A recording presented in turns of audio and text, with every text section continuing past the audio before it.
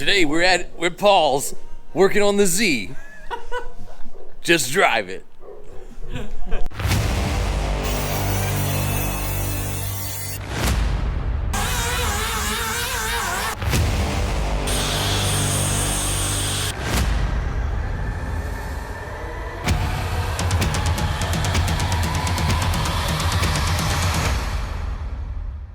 All right, we are here. The car is on the lift again, though. It kind of seems like we're going backwards, but that happens sometimes. Like we've said before, you got to take a few steps back to take 3 steps forward, right? There were things that we could do on the ground, and also I needed the lift. But there were things that we could do on the ground that were, with on wheels. It was fine. We're doing stuff from the top, but I had to install the e-brake assembly and a lot of other things that were much easier if I just lifted it to eyeball height and was able to climb in under the engine bay. Like, for instance, working on this little proportioning valve right here, that was much easier done with me standing in the engine bay and working on it in front of my face. So that's why it's back on the lift. I see the cowl is on. You just mentioned you have to take that off again. Why is that? Well, you just don't know, because we didn't take the car apart. We accidentally put the mechanism the wrong way. It should be facing 180 degrees over. Right now, if you were to put windshield wipers on the windshield and turn the switch on, they would literally just gouge up all the paint because it would go down instead of up. So going to have to pull this back off. But this is all nicely in place now. Both inspection hatches latch and work perfectly. Everything's adjusted. Cowl panel is in. And so last week, I spent a lot of time painting all this. This and the hatch all got done.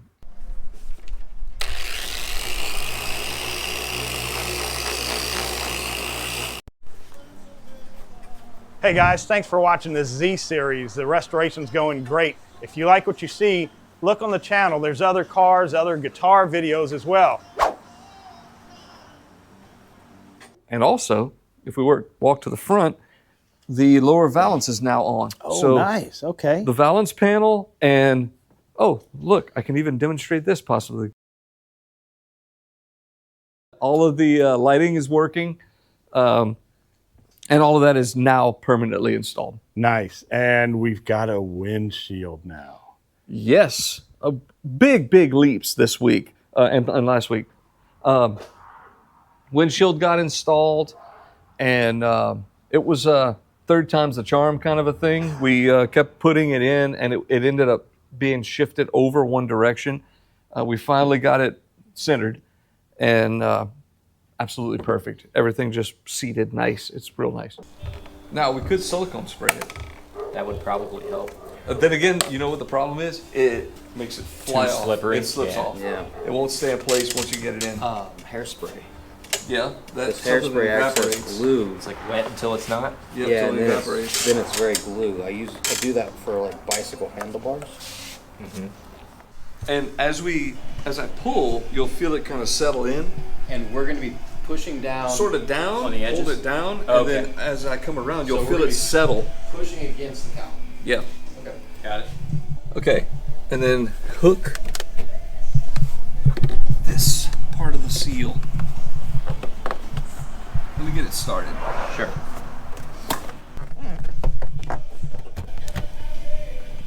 Are we? Too far to the Yeah. left. There you go. About right there. Pretty close. Yeah, that should be good. All right, so just keep pushing down. And I'm going to try to start to set it in place here. All right, now it's coming around. Stay on it, follow me. That clip's in the way. Yeah, I'll get around it.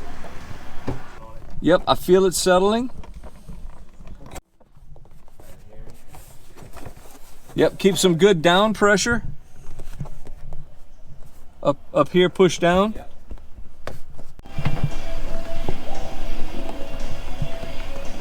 Okay.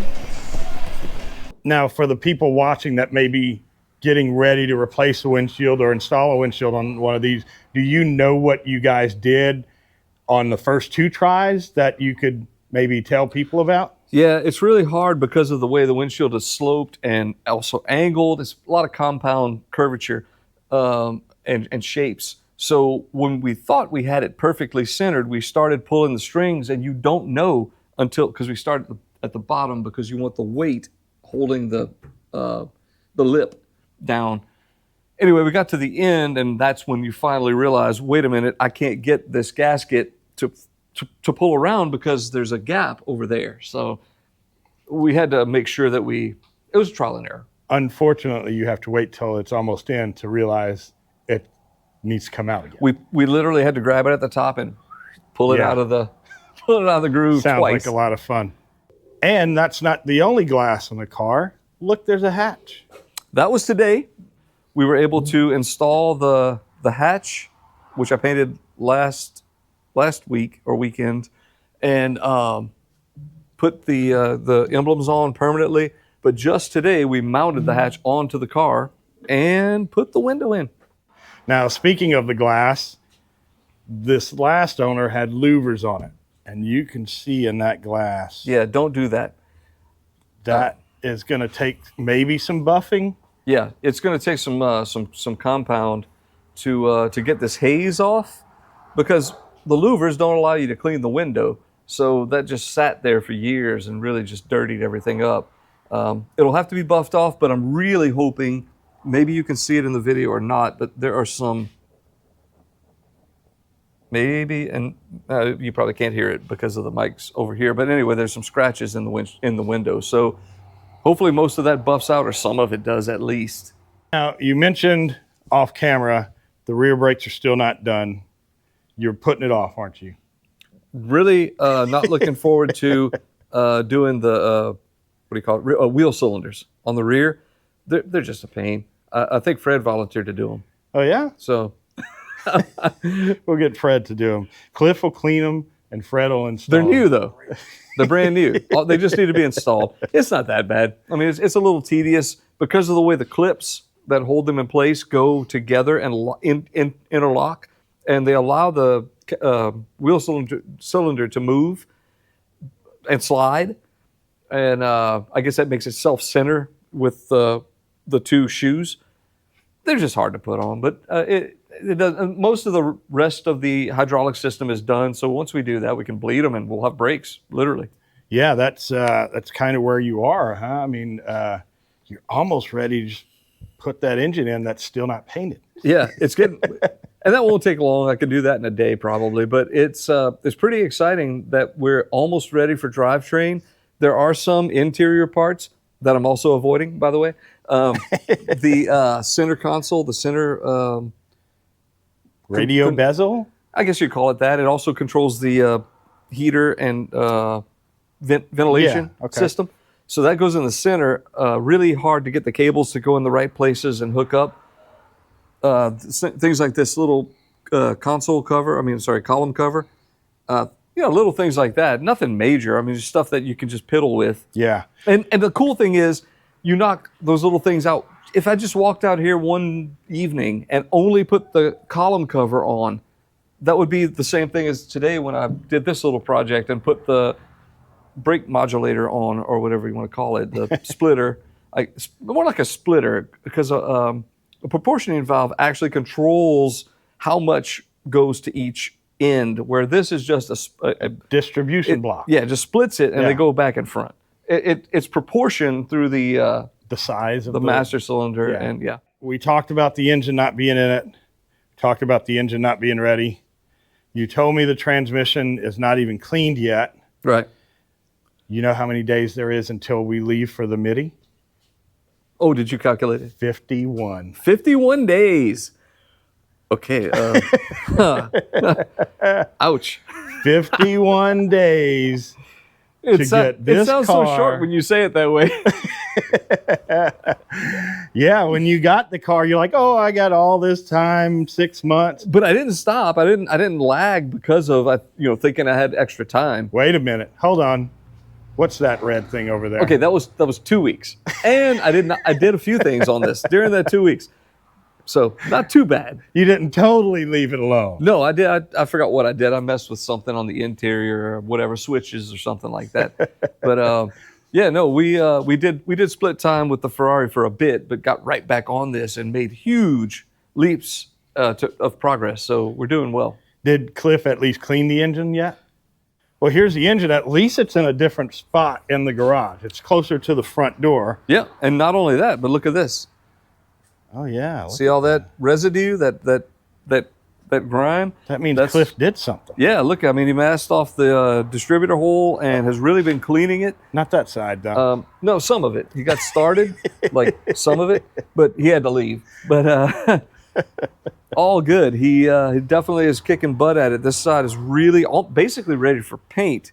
A little bit more degreasing to do, but very detail-oriented stuff. And then the head is going to be painted with an cast aluminum color, and then I have the original blue-green for the block. So I showed up here earlier, and there were people here helping him with the hatch. A guy that I've never seen before, and I've been friends with Paul for 30 years, something like that, since '96. But it sounds long when you say it that way, but yeah. Well, it is long. I We're know, old. right? Well, you're old. Damn it. You know. But you have people come and help you that, like, you're not really even asking for the help. I mean, they're just coming. I mean, like Fred and Billy McDonald and, whoever, Jason, I tell them, hey, we're working in the garage tonight, and people show up and we have a blast. And they don't have their hands out. They're not. No. They're not, hey, give me some money. And I do the same thing for Billy McDonald is building a Beetle right now, a 67 Beetle.